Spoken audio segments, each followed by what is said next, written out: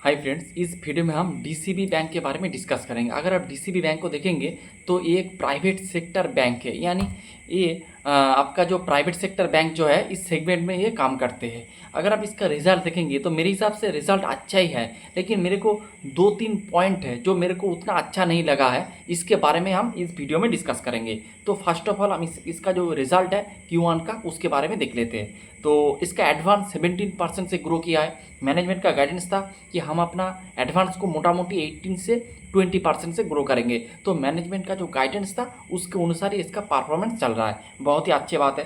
फिर इसका पैट 35% से ग्रो किया है। कासा कासा बुक का अगर आप रेशियो देखेंगे ये थोड़ा थोड़ा घट रहा है। तो अगर आप कासा का मतलब होता है करंट अकाउंट सेविंग अकाउंट वाला जो पैसा होता है, यानी मेरे लैंग्वेज में मैं इसे सस्ता पैसा कहता हूँ, क्योंकि आपका जो कासा का जो डिपॉजिट होता है वो सस्ता पैसा आता है। अगर आपका कासा का डिपॉजिट में आपका करंट अकाउंट वाला पैसा ज़्यादा रहेगा तो उसमें आपको इंटरेस्ट चार्ज नहीं देना पड़ता है, सेविंग्स में थोड़ा बहुत देना पड़ता है। तो अगर आप कोई भी बैंक में अगर कासा का परसेंटेज ज़्यादा रहेगा तो वो बैंक के लिए बहुत अच्छे होता है। अगर आप आईडीएफसी फर्स्ट बैंक को देखेंगे तो उसके पास ऑलमोस्ट 50% कासा का बुक है। फिर आईसीआईसीआई बैंक का भी बहुत बढ़िया है।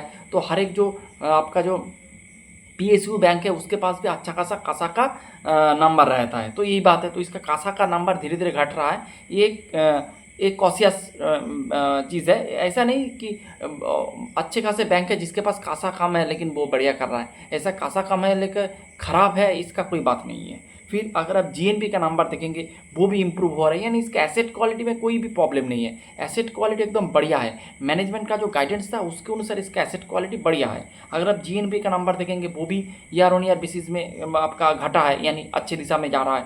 नेट ईएमपी का नंबर 1.22 था, अब हो चुका है 0.84%, वो भी इंप्रूवमेंट है। मैनेजमेंट का गाइडेंस था हमारा जो नेट ईएमपी पे वो बिलो 1% रखेंगे, अभी है 8.84, यानी मैनेजमेंट का गाइडेंस से बेहतर परफॉर्म कर रहा है। फिर अगर डिपॉजिट देखेंगे तो 20% से डिपॉजिट बुक ग्रो किया है। मैनेजमेंट ने कहा था कि हमारा जो डिपॉजिट बुक होगा वो एडवांस से ज़्यादा रेट से ग्रो करेंगे। तो एडवांस 17% से ग्रो कर रहा है, डिपॉजिट बुक 20% से ग्रो कर रहा है। तो अकॉर्डिंग टू मैनेजमेंट परफॉर्मेंस है।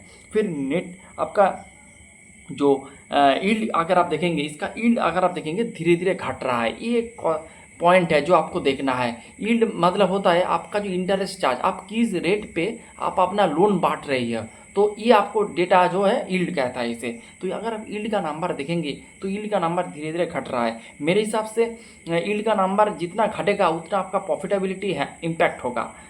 तो यही बात है, ईल्ड थोड़ा घट रहा है और कॉस्ट ऑफ बोरोइंग भी धीरे धीरे नीचे आ रहा है, तो ये भी एक ठीक बात है। फिर अगर आप इसका नीम देखेंगे, नीम इंप्रूवमेंट हुआ है, जो कि बहुत ही अच्छी बात है कि इसका नीम इंप्रूवमेंट हो रहा है। लेकिन नीम के बारे में एक बात मैं कहना चाहूँगा, अगर आप लास्ट 4-5 साल का नीम देखेंगे, इसका जो नीम 3 से 3.5 के बीच रहता है। आप अगर 21 से देखेंगे, 22, 23, अरे लास्ट 5 साल अगर आप इसको फॉलो करेंगे तो आप देखेंगे इसका लास्ट 5 साल का जो नीम है वो मोटा मोटी 3 से 3.5 के बीच मोटा मोटी घूमता रहता है। कभी 3.6 होता है तो कभी 3.1 होता है तो कभी 3.4 होता है। तो ये कभी भी अपना नीम को अब 4% लेके जा नहीं पा रहा है। तो ये मेरे हिसाब से दिक्कत वाली बात है कि आपका नीम, ठीक है, नीम आपका इम्प्रूवमेंट आपका स्लोली इम्प्रूवमेंट होगा, फिर भी होगा ना।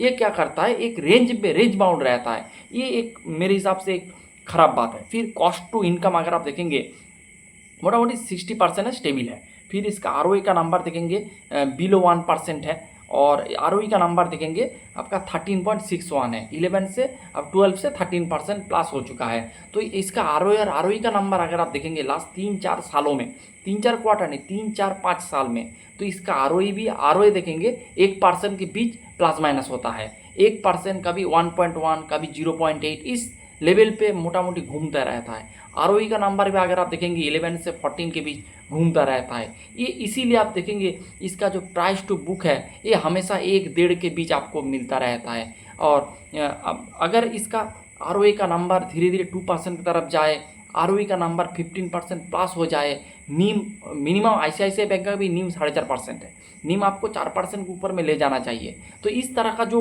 प्रॉब्लम है मेरे को लगता है इस बैंक के साथ है। नेट इंटरेस्ट इनकम 18% से ग्रो किया है, वो भी ठीक है। तो मेरे को 3-4 पॉइंट जो मेरे को लगा है, फर्स्ट ऑफ ऑल इसका जो नीम वो रेंज बाउंड रहता है, दूसरा इसका आरओए वो भी रेंज बाउंड रहता है, 1 के बीच घूमता रहता है। फिर ROE का नंबर वो भी 11 से 13 14 के बीच घूमता रहता है। ये आपका जो आपका पैरामीटर है वो रेंज बाउंड रहता है, इसीलिए आप देखेंगे ये बैंक उतना अच्छे लेवल से भाग नहीं रहा है। अगर आप मैनेजमेंट का गाइडेंस देखेंगे तो मैनेजमेंट ने कहा था हमारा लोन बुक मोटा मोटी 18 से 20% से ग्रो करेगा। फिर उसका क्रेडिट कॉस्ट मोटा मोटी 45 से 50 बेसिस पॉइंट में रहेगा। अगर आप देखेंगे इसका जो क्रेडिट कॉस्ट है वो 0.26 है। तो एसेट क्वालिटी बढ़िया है, ग्रोथ बढ़िया है, डिपॉजिट अच्छे चल रहा है, नेट इंटरेस्ट इनकम का ग्रोथ भी बढ़िया है। तो ये सब ठीक है, लेकिन इसका जो रिजल्ट है थोड़ा रेंज बाउंड रिजल्ट है, इसीलिए मेरे को लगता है ये जो स्टॉक है उतना गिरता नहीं है लेकिन बढ़ता भी नहीं है। तो यही था ओवरऑल इसके ऊपर वीडियो। अगर आप इसका प्राइस टू बुक कैलकुलेट करेंगे तो बिलो 1 प्राइस टू बुक में ये आपको बिजनेस मिल रहा है। तो यही था ओवरऑल डिस्कशन DCB बैंक के ऊपर। तो thanks for watching the video.